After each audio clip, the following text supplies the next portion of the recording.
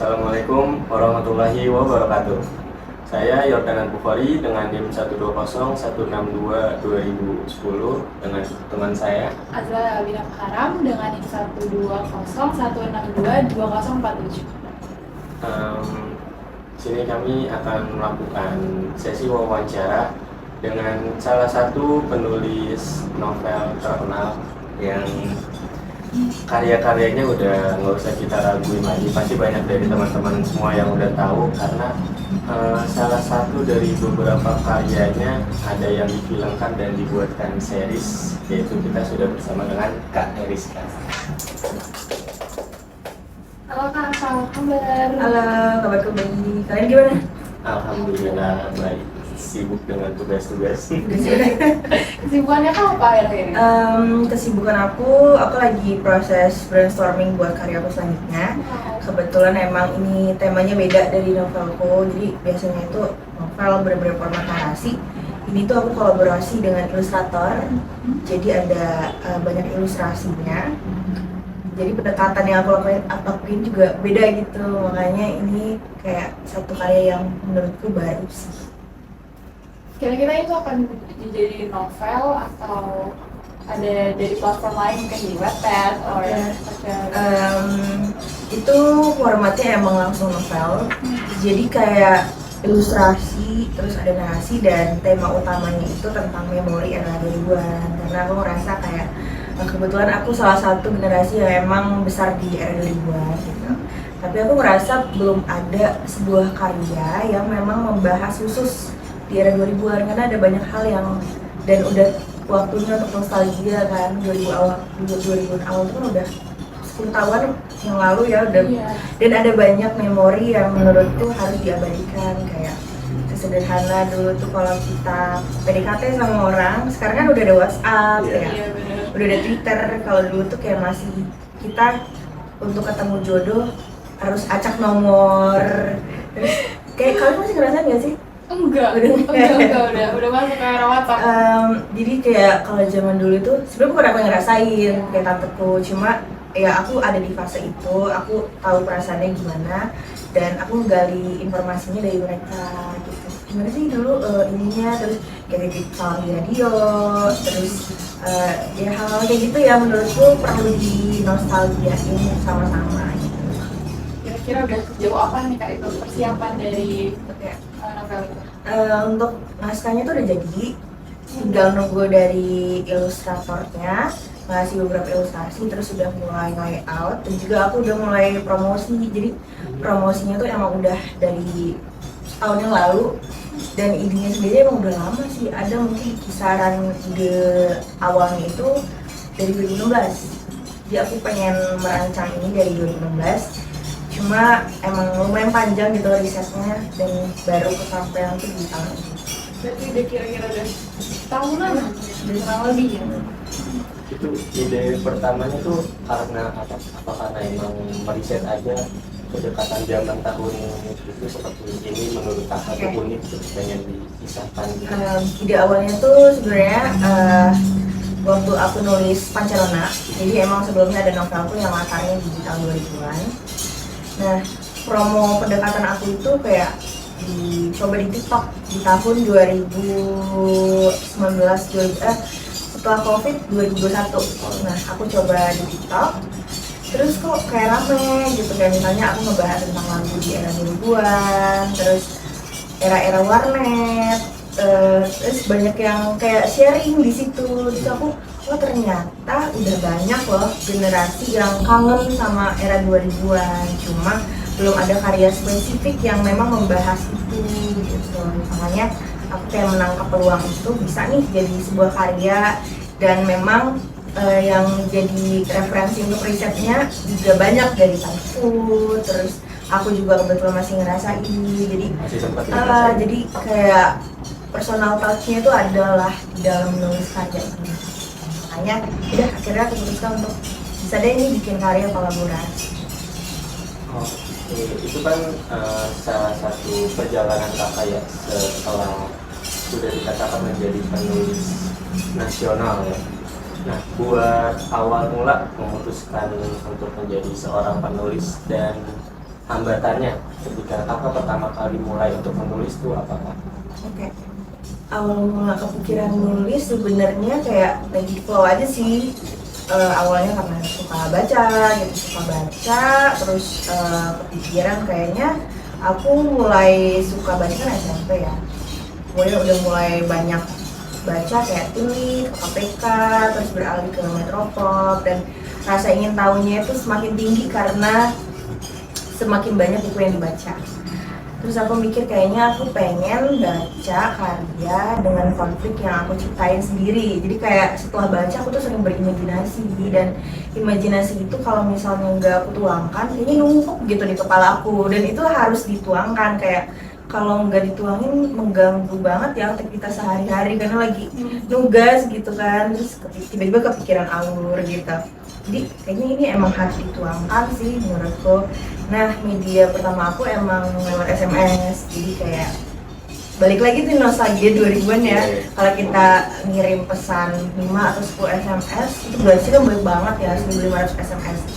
Dan untuk buang-buang bonusnya itu aku nulis, jadi kayak nulis cerita, itu kayak cuma dialog 2 arah gitu sih. Dan ternyata pembacanya itu emang dari temanku, jadi aku kirim ke mereka, teman sekelas, terus teman les, kakak kelas, dan respon dari mereka bagus. Nah, sejak itu aku merasa kayaknya kalau aku nulis itu kan kita bisa menghibur diri sendiri, tapi kalau karya kita bisa menghibur lebih banyak orang, itu kayak ada kebahagiaan sendiri yang aku rasain gitu, dan itu menimbulkan perasaan adiksi lah, kayak jadi kecanduan. Kayaknya bisa nih, asik gitu nulis, karena selain kita bisa ngeluapin apa yang ada di isi kepala, nulis juga kan jadi media untuk misalnya kesel nih sama orang gitu ya, pelariannya nulis gitu kan. Lagi kayaknya punya masalah nih, kayak numpuk gitu, sedih gitu, balik lagi hiburannya itu nulis gitu. Jadi aku menemukan apa ya, semacam hobi, jadi hobi ya bisa dibilang, terus juga kepuasan, kebahagiaan saat nulis. Makanya kayak yaudah deh, kayaknya bisa nih jadi sesuatu yang aku takunin. Cuma kepikiran bahwa ini akan jadi sesuatu yang aku akan jadi penulis gitu, itu nggak pernah sih. Jadi kayak udah ikutin alur aja, nanti baunya kemana gitu. Baru setelah era Facebook ya, aku SMA pindah ke situ, dan dulu ada kayak era notes, jadi kita bisa post cerita di sana. Kok kayaknya semakin banyak gitu pembacanya, itu akhirnya berkembang pindah ke Wattpad. Nah, akhirnya ada penulis yang penerbit yang mau gitu menerbitkan naskahnya. Jadi ya udah, akhirnya terbit. Ya, untuk itu udah panjang banget kan kak, dari awal karir ke sekarang. Untuk hambatan di awal banget nih kakak menulis, pasti kan ada kayak blank gitu pas mau melanjutin ceritanya, itu solusi dari kakak gimana? Kalau hambatan sih sebenarnya karena aku tuh nulisnya seneng-seneng aja ya, dan gak ada pressure bahwa kayaknya aku harus next ini, itu tuh nggak pernah terbersit di benak aku. Jadi kayak hambatannya mungkin lebih ke waktu ya, kayak karena kan aku sekolah tuh, jadi harus pinter bagi waktu, dimana aku harus ngerjain tugas, ditambah lagi aku kan gak disetujui sama orang tua penulis gitu, karena ya itu orang tua aku tuh sangat tipe yang mementingkan akademis. Jadi kayak akademis sih kamu nulis, aku tuh baru bisa nulis setelah tugas selesai mungkin di jam 12 malam. Dan menurut orang tua itu kayak ngapain kamu mengorbankan waktu tidur dengan nulis, padahal itu kayak ya udah healing aku tuh nulis, kayak udah capek sama tugas, cara aku menghibur diri itu dengan nulis. Cuma orang tua ngiranya ya itu ngabisin waktu kamu bisa sakit dan lain-lain gitu. Itu lebih, ya itu sih hambatan utamanya. Dan aku baru disetujui nulis itu setelah akhirnya novelnya terbit. Jadi novel terbit itu juga backstreet kan, aku kayak jangan sampai dia orang tua aku tahu gitu, karena ya itu udah ketakutan sendiri kan, karena laptop juga pernah disita sama orang tua. Karena nulis kayak udah deh, lain sih nulis, jadi balik lagi gitu. Jadi aku bener-bener jangan sampai orang tua aku tahu bahwa novelku ini terbit. Sampai suatu hari kalau kita ngirim novel gitu ya, diperbarui cetak ulang, novel kan masuk kirim ke rumah. Itu yang nerima itu orang tua aku. Terus kebetulan juga royalti aku masuknya ke rekening orang tua, dan nominalnya lumayan besar kan. Jadi akhirnya mau nggak mau aku ngaku, dan dari situ orang tua akhirnya ternyata ternyata bisa ya, akademis juga jalan, hobi juga jalan, terus di sisi lain juga dapat penghasilan, membantu. Jadi biaya lain-lain tuh aku udah biaya sendiri. Nah dari situ akhirnya aku boleh deh setujui. Itu sih hambatannya. Tapi untuk sekarang udah didukung penuh Iya. apa? Sekarang didukung penuh, dan kalau sekarang ya hambatan terbesar balik lagi waktu sih. Karena kan lagi lanjut S2, terus lagi riset, kemudian aku lagi nulis tesis. Jadi gimana manajemen waktunya supaya semuanya tuh kayak jalannya balance. Kalau boleh tahu tipsnya itu apa, gimana Kak? Cara memanage waktu, membagi waktu serumit itu? Aku tuh lebih ke tipe yang dalam ngerjain aku nggak bisa multitasking. Jadi kayak misalnya 2 jam aku fokus deh tesis gitu, 2 jam selanjutnya aku riset nulis, 2 jam selanjutnya istirahat dulu, terus nanti baru lanjut nulis. Jadi aku nggak pernah multitasking kayak ini nih dalam waktu bersamaan, karena itu akan ini ya distract banget. Jadi kayak membagi waktunya gitu, jadi 2 jam fokus ke mana, gitu 2 jam kemana. Tadi ngomongin yang awal-awal penulisan kakak ya, kamu katanya kakak memulai ini semua tuh dengan membaca dulu ya, terus menulis. Nah, tulisan pertama kakak tuh seputar yang dialog tadi atau ada sempat nulis quotes gitu kan? Tulisan awal sih lebih ke dialog ya, jadi kayak percakapan 2 orang yang memang inspirasi dari teman-temanku sendiri, kayak jokes-jokes anak SMP lah, yang ya udah kira itu bisa jadi referensi aku nulis. Terus sepengalaman kakak dalam menulis, ada novel-novel yang menjadi favorit kakak gitu untuk awal-awal dalam membangun hobi kakak yang sampai saat ini menjadi passion kakak? Kalau novel favorit, kayaknya aku selalu ngutip novel Mimi Arsjad ya, karena itu yang pertama kali bikin aku jatuh cinta sama baca.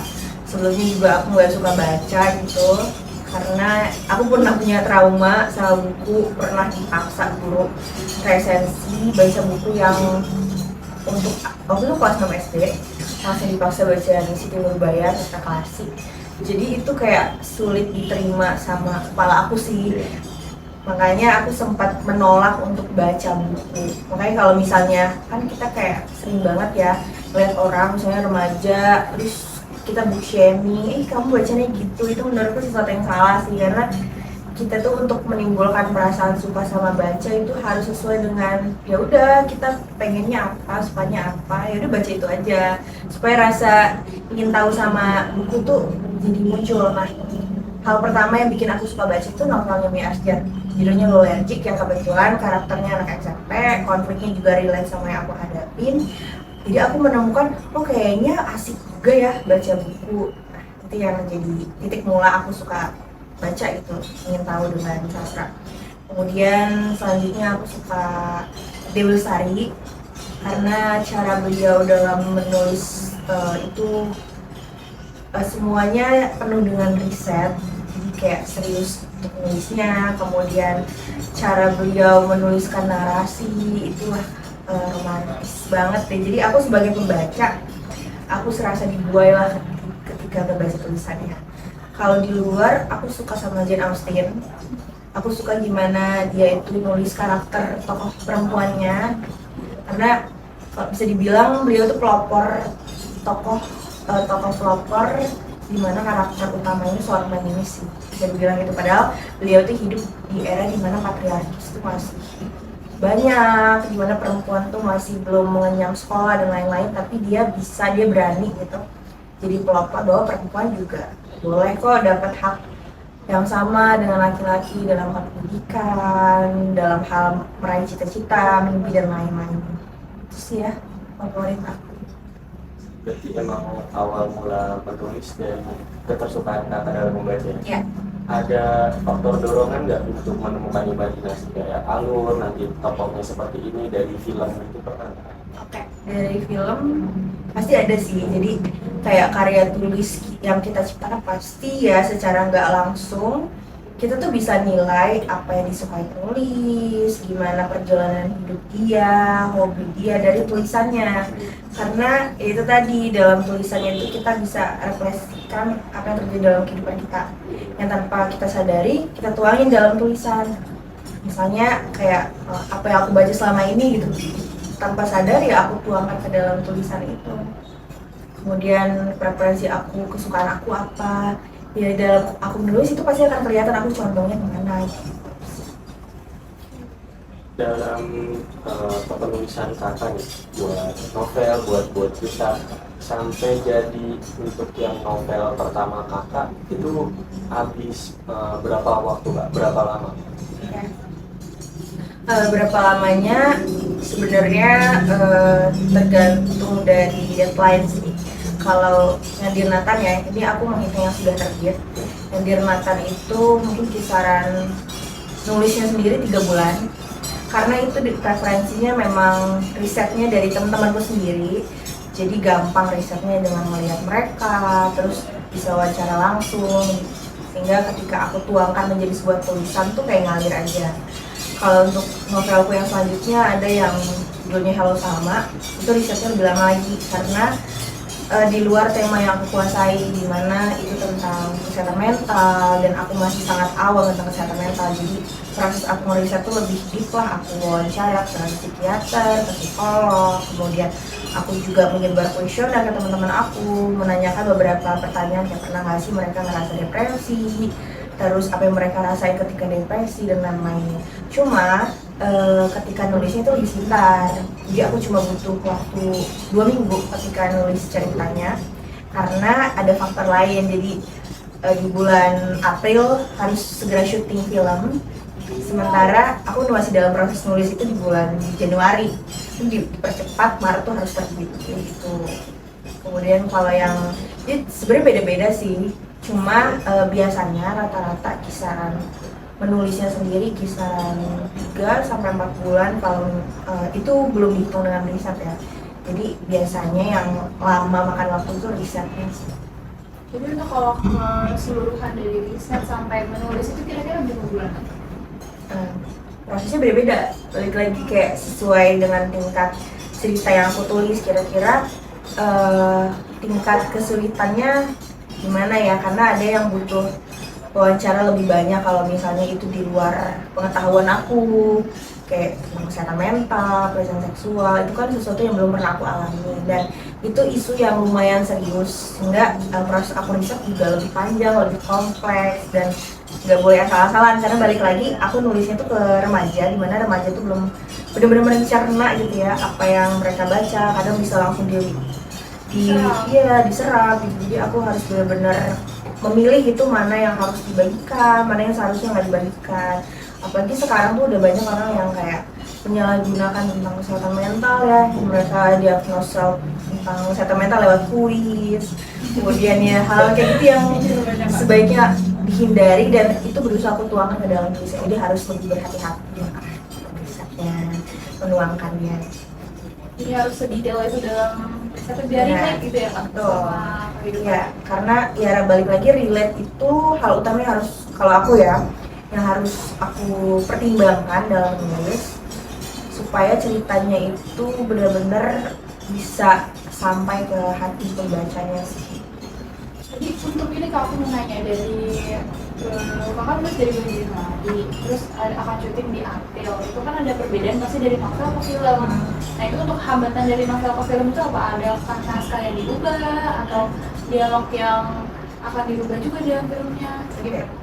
Kalau aku sendiri, aku tuh tipe penulis yang nggak saklek gitu. Maksudnya kan ada penulis yang pokoknya dari skenario tuh harus sama persis dengan novel gitu. Nah kalau aku sendiri, aku tipe penulis yang aku pengen ceritaku itu dikembangkan oleh penulis skenario supaya pembaca itu ketika menonton mereka dapat sebuah pengalaman yang nggak bisa ditebak gitu. Karena kan kalau bisa kita udah tahu jalan ceritanya, mereka oh abis ini gitu. Jadi lebih mudah menjudge gitu. Cuma kalau misalnya kita kayak hanya diambil benang merahnya tapi boleh dikembangkan oleh penulis skenario, itu kan kita sebagai penonton, kalau aku sih ya, aku mendapatkan pengalaman yang oh iya ya, ini arahnya ternyata beda tapi masih dengan benang merah yang sama. Dan kebetulan kalau misalnya dialihwahanakan ke film itu proses kreatifnya beda gitu. Kalau penulis novel proses kreatifnya mungkin sendiri ya, riset segala macam, mungkin hanya mendengarkan pertimbangan dari editor gitu. Tapi ketika itu dialihwahanakan ke dalam film, ada banyak suara, ada banyak kepala yang ikut berkecimpung dalam brainstorming, kayak ada penulis skenario, ada produser, ada sutradara, kemudian juga ada pemain yang ikut serta ketika menulis, sehingga ada banyak suara yang harus didengarkan gimana supaya seluruhnya ini punya benang merah yang sama dan nggak saling tumpang tindih lah, jadi semuanya sama-sama enak ketika berkarya. Aku mau nanya deh Kak, tapi dari pengalaman aku dan teman-teman aku yang kayak nonton film yang adaptasi dari novel tuh kadang ada perasaan kayak ini bagian ini yang ada di novel cuma nggak ada di filmnya nih, terus kayak ini filmnya jadi kurang greget gitu ceritanya, karena kan yang pas di novel udah kebayang nih imajinasi kita kayak ini bakal begini, bakal lebih seru atau bagaimana. Menurut pandangan kakak nih sebagai seorang penulis yang tulisannya sudah difilmkan itu bagaimana Kak? Oke. Kalau menurut aku ya, kita kan kalau baca, kita berimajinasi tuh kita bisa bebas kan. Misalnya membayangkan sebuah ledakan, oh di kepala kita ledakan tuh kayak wah mewah gitu kan. Tapi ketika dituangkan menjadi film, itu kan ada budget ya. Kita nggak bisa bikin ledakan yang luas, makanya ya udah sesuai budget. Makanya kadang ada hal-hal yang kayaknya ini nggak sesuai ekspektasi, karena memang beda untuk imajinasi kita tuh bisa bebas, bisa seluas-luas, sama halnya dengan ketika aku menulis ya. Aku bisa menuangkan sebebas apapun, aku bisa bikin di Jepang, di Korea, di Australia gitu ya, tanpa ada apa yang harus aku pikirkan. Tapi ketika itu dialihwahanakan ke film, balik lagi untuk diimplementasikan jadi sebuah visual yang bisa dinikmati, ada budget ya. Nah, untuk ya itu yang harus dipikirkan. Jadi kadang memang ada beberapa hal yang nggak sesuai ekspektasi, dan ketika dialihwahanakan itu kan itu persepsinya hanya berdasarkan perspektif beberapa orang. Dan kan kalau baca kan karya kita tuh dinikmati oleh banyak kepala yang mereka punya imajinasi yang beda-beda gitu. Makanya ada itu sesuatu yang wajar sih kalau misalnya sebuah karya adaptasi itu nggak bisa memuaskan semua pembaca, itu sesuatu yang wajar dan menurutku itu bukan masalah besar. Jadi kayak ya udah, memang kenyataannya nggak bisa memuaskan keinginan semua pembaca. Ada tanggapan juga dari salah satu teman saya, katanya kalau adaptasi film-film adaptasi yang dari novel itu merupakan salah satu pemikiran sutradara atau penulis skenario yang difilmkan dari membaca buku tersebut. Balik lagi, pendekatan setiap sutradara sama penulis skenario itu beda-beda. Nah, kalau dari proses film sendiri, mereka itu selalu melibatkan pembaca buku terutama. Kayak misalnya ketika proses Jonathan, sutradaranya itu sampai mengumpulkan 500 pembacaku di Monas untuk ditanyain satu-satu. Menurut kalian mana nih benang merah dari novel yang sekiranya penting dan harus ada di filmnya? Sama juga dengan penulis skenario. Selain nanya aku, si penulisnya juga nanya gitu ke pembaca, melempar pertanyaan di Instagram. Kira-kira mana nih? Jadi selalu melibatkan pembaca. Bahkan kayak ketika nyari pemain juga melempar ke pembacaku di Instagram, mana nih kira-kira kalian artis atau aktor yang kalian bayangkan ketika kalian membaca novel Jonathan gitu. Jadi kalau dari proses penulisan adaptasi novelku sendiri itu selalu melibatkan pembaca sih, karena aku juga menitik beratkan itu ke mereka, kayak aku mau pembacaku tuh ikut dilibatkan, karena kadang mereka lebih detail ya dari penulisnya, dan mereka juga penikmat karya yang paling utama yang harus dipuaskan keinginannya, jadi harus dipertimbangkan gitu suara-suaranya, meskipun memang nggak bisa memuaskan semuanya gitu ya, tapi paling enggak kita bisa minimalisir bahwa ini loh yang paling besar yang dinikmati oleh mereka yang memang harus ada di filmnya. Jadi memang setiap karya yang difilmkan tuh masih menitik beratkan ke pembacanya dulu ya. Karena itu kan dari novel ya, jadi balik lagi harus mementingkan persepsi dari pembaca dan pemainnya. Nah, aku tuh kayak dari awal bilang ke produser, sutradara bahwa awalnya memang dari produsernya pengennya artis yang udah terkenal, aktor yang udah terkenal, karena ya namanya PH pasti pengen filmnya ditonton sama banyak orang lah ya gitu. Cuma menurutku bahwa artis dengan follower banyak belum tentu filmnya akan laku gitu. Makanya aku bilang ke produsernya ketika kasih nama, ada satu nama artis dan aktor terkenal waktu itu direkomendasiin. Aku bilang, tapi secara looks gitu ya dan secara acting itu kayak bukan Nathan banget. Terutama Nathan sih, aku berperan penting ketika menentukan tokoh Nathan karena memang di diri Nathan difokuskan tuh utamanya di Nathan kan. Jadi aku bilang ke produsernya Pak Sunil, gimana kalau pemeran Nathan ini dimainkan sama satu orang yang memang belum lekat sama tokoh manapun gitu. Sebagai contoh, Nicholas Saputra deh gitu. Jadi ketika pertama kali muncul sebagai Rangga sampai hari ini kayak everlasting gitu. Orang-orang lihat dia sebagai Rangga gitu. Terus akhirnya casting, terus kayaknya belum nemu yang tepat gitu ya sutradaranya. Terus aku pada bentar lagi syuting, terus aku sama sutradara kayak bingung nih. Sampai akhirnya dilihat lagi video dari casting director, video orang-orang yang casting. Ini ada satu orang yang belum lewat gitu, satu orang yang lewat dikirimin ke aku, itu videonya Nicole. Aku kayak, wah ini Nathan banget gitu, kayak bayangan aku ketika nulis ya udah ini mirip persis, sudah dia aja, aku bilang gitu. Terus akhirnya ngerekomendasiin ke produser, yang produser nggak setuju, kayak aduh tapi ini kayaknya terlalu dini karena waktu itu followernya masih sedikit gitu. Akhirnya aku bilang sama ke pembaca aku, balik lagi ngelibatin, kalian mau nggak sih bantuin aku, ada satu tokoh yang kayaknya cocok nih jadi Nathan. Terus aku kirim fotonya Nicole, oh ini cocok banget kan, namanya siapa gitu-gitu. Terus ya kalian mau nggak bantuin aku, karena aku punya grup pembaca gitu yang udah lumayan banyak, anggotanya udah 1.000 orang gitu. Gak mau kak, gimana caranya? Iya, bantuin ke produsernya buat yakinin kalau dia tuh cocok. Jadi mereka itu tiba-tiba kayak ngebom di Instagram produsernya, nge-tag namanya si Nicole kan, Pak dia cocok gitu. Terus akhirnya aku ini kan Pak lihat tuh Pak, mereka suka gitu. Terus aku bilang novelnya juga laku Pak, jadi jangan takut bahwa filmnya itu nggak ada yang nonton, mereka akan nonton kok kalau misalnya aktornya tuh sesuai ekspektasi. Oke deh boleh.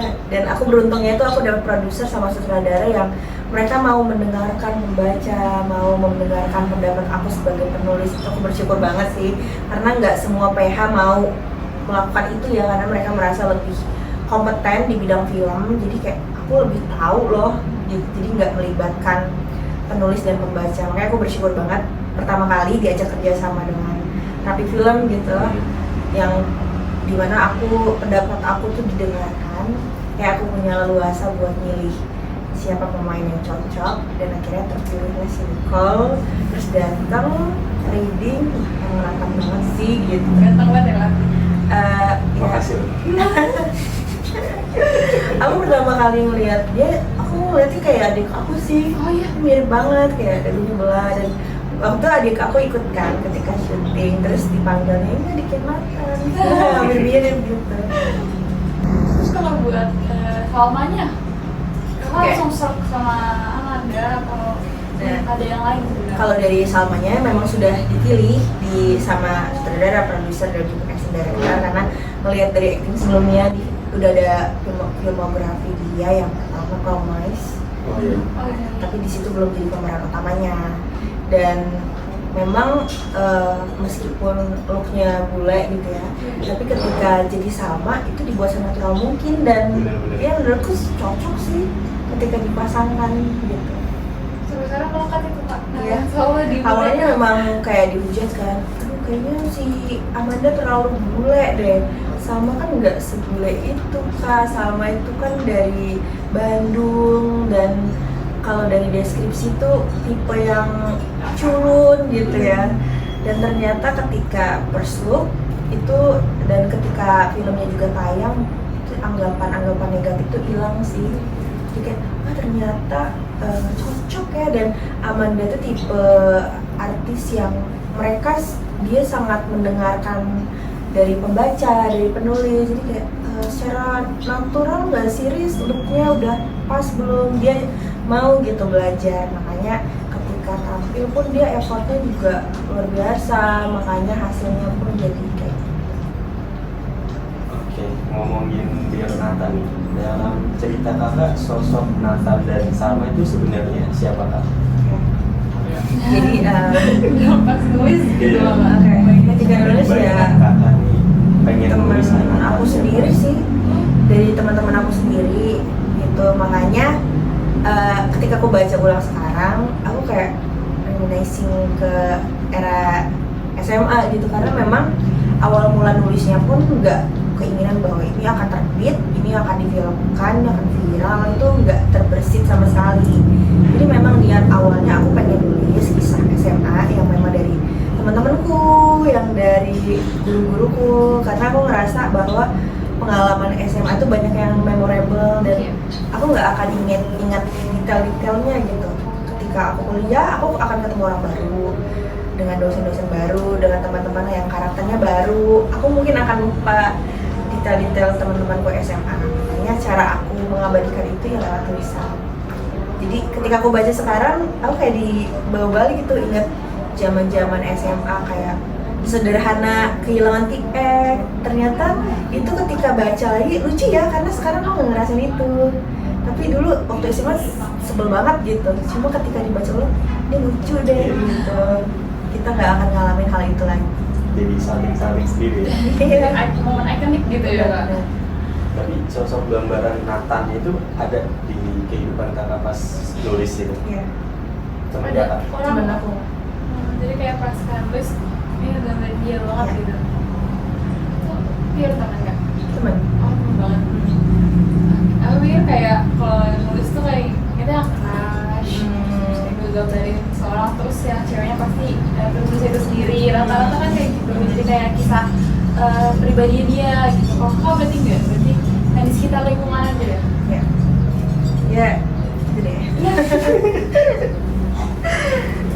Soalnya kan kalau dari pembaca sama penontonnya ya kayak Nathan tuh idaman banget, pengen punya cowok kayak Nathan. Bad boy tapi emang Iya sih, jadi memang keunikan Nathan tuh dia kayak yang aslinya juga ya, kayak dia nakal, tapi poin lebihnya dia masih sama perempuan itu dia masih sopan gitu. Terus dia tuh nakal, tapi kalau nggak ada dia kayaknya di kelas tuh sepi deh, karena dia pernah bolos tuh. Ini kelasnya malah jadi nggak hidup gitu kalau nggak dia. Jadi dia yang ternyata bikin masa SMA tuh jadi terasa seru banget. Tapi sosok Salma kan digambarnya sebagai perempuan yang rajin, pintar gitu kan. Terus kemarin tuh yang pas di kelas katanya harus ada benturan ya antara sifat Salma dan Nathan ketemu terus jadi sebuah cerita. Nah itu dalam kakak menulis tuh mempertemukan Salma dan Nathan tuh gimana awalnya? Ya. Maksudnya mempertemukan apa? Apa namanya ceritanya gitu, yang dari benturan Karena kan memang itu dari kisah yang ada gitu, maksudnya memang kejadian. Jadi ketika nulis pun karakternya memang aslinya tuh bertolak belakang banget gitu. Yang satu yang nakal, yang memang suka langganan ke BK, yang ngejadiin kelas itu jadi seru karena kenakalan-kenakalannya. Sedangkan yang Salma ini memang tipe yang anak organisasi iya, yang pintar, yang takut buat dipanggil guru. Jadi ketika aku nulis memang sesuai kenyataan di lapangannya gitu, jadi enak aja nulisnya gitu. Tapi kenapa Salma lebih milih nakal? Maksudnya kan kalau kita bayangin ya kayak papanya tuh lebih suka sama cowok yang rajin, yang pintar juga, istilahnya yang sejalan lah sama Salma. Cuma kenapa Salma tuh bisa bersikukuh gitu kalau harus Nathan, kalau harus memperjuangkan Nathan gitu. Kalau misalnya ngikutin dari di Nathan ya, awalnya emang Salma tuh anti banget kan sama Nathan, kayak karena memang di dunianya Salma dia nggak pernah ketemu orang kayak Nathan, karena ayahnya juga kalau dari ceritanya ayahnya punya pendidikan yang bagus gitu, yang memang ditambah lagi si Salma ini anak tunggal, jadi dia nggak pernah relate bahwa oh, ternyata ada ya anak yang nakal banget. Ditambah lagi waktu SMP si Salma itu dulu di sekolah agama gitu, yang ya anaknya pasti nggak senang anak negeri atau anak swasta di Jakarta gitu ya.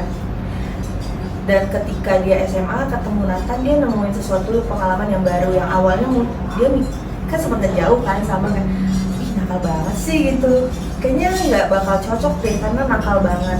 Dan ketika Salma berusaha mengenal Nathan lebih dalam lagi dan tahu kenapa penyebabnya Nathan, akhirnya dia ngasih kesempatan ke Nathan, dia mulai ngebuka hatinya pelan-pelan, oke boleh deh kamu masuk ke duniaku kata si Salma gitu. Dan ternyata dia udah menemukan pengalaman baru dari sebelumnya yang nggak pernah dia rasain, yang karena dari ceritanya sendiri Salma tuh dari awal, dari kecil dia selalu dididik untuk kamu harus belajar, jadi dia nggak pernah punya ada waktu untuk main gitu. Dia bisa dibilang kayak kehilangan masa-masa mainnya dari kecil, dan dia menemukan itu ketika sama Nathan gitu. Gimana oh ternyata seru juga ya punya teman yang bisa diajak jalan-jalan kemana-mana, berpetualang ke tempat yang baru. Itu sesuatu yang menurut Salma nggak pernah dia rasain dan didapetin dari Nathan. Ya Salma, terima kasih sama Rahma deh. Iya, bener. Macomblangnya ya. Karena emang lama banget ya kayak, Iya. udah Sal, coba dulu Sal. Bener. Iya ya selama banget. Kalau di novelnya tuh berlima sih. Oh, Cuma lagi karena faktor budget ya, jadi di filmnya cuma 3. Oke. iya kayak gitu mengenai film Dirna kan di salah satu pembacaan sangat penasaran Kak, jadi kayak dia ngincer aku banget buat diwawancara. Iya tadi lagi ada. Iya, soalnya kalau ngobrol-ngobrol lah sama ada teman kampus tuh sering ngobrolin film sama novel. Seringnya kan ngobrolin film sama cerita gimana. Kata teman saya ini nggak ada gitu cowok yang kayak Dilan. Cuman kalau menurut saya di Nathan tuh nggak ada cewek yang kayak Salma gitu. Jadi kayak Salma tuh sosok yang untuk ditemui di sekitar kita tuh nggak ada gitu, susah gitu.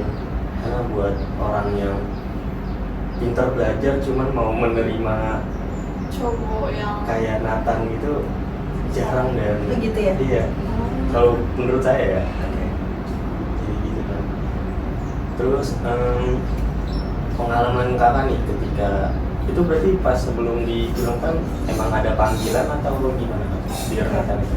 Jadi memang ketika di proses di Nathan untuk terbit itu sendiri kan dari baru ya, baru, distributor baru, dan biasanya genre remaja di toko buku itu bukan genre utama yang biasa dicari orang gitu. Jadi secara kualitas buku pun dari terbitannya, kertasnya itu masih di bawah kualitas lah. Nah, di Nathan itu bisa dibilang novel remaja pertama yang harganya 100.000 gitu. Karena kertasnya bagus, covernya bagus, terus juga isinya juga tebal.